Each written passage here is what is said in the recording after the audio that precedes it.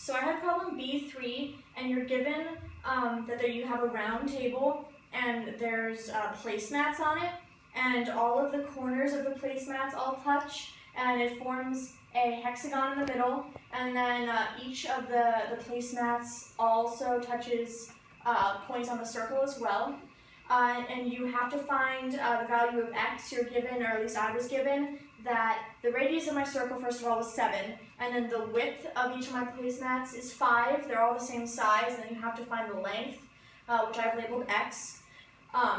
So to do this, first you sort of need to realize that you can sort of make a triangle here from 7 to this corner down to 5, and then make a line here.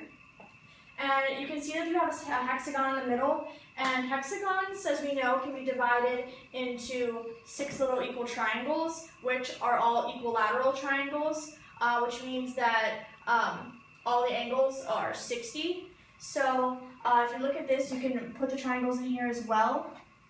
I'll just sort of draw one here, which is also, this line is shared between this triangle and that triangle. And if this is x, that also means that this side is x and this side is x. And you know that all of these angles would be 60. So we know that 90, because this is a right angle, plus 60 would be 150. So this is the triangle you end up having. And you're going to want to use the law of cosines to be able to solve for it. So my A was x, my B was 5, and my C was 7. So I plugged that into the equation. And once you start doing a little bit of math, I realized that you could put this in sort of the quadratic formula form. So you want to put it in the form of a quadratic.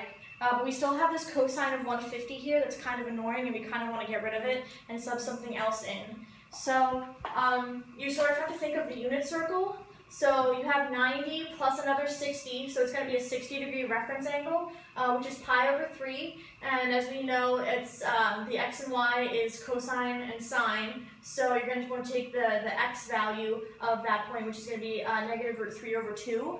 So that's what you're going to sub in for what the cosine of 150 equals. So you're going to sub that into your equation. This is what I ended up getting. And then you can use the quadratic formula to solve for the rest.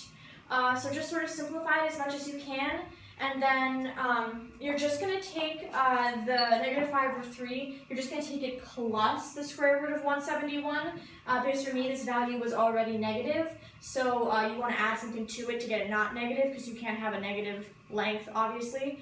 So this is what I ended up getting for my answer.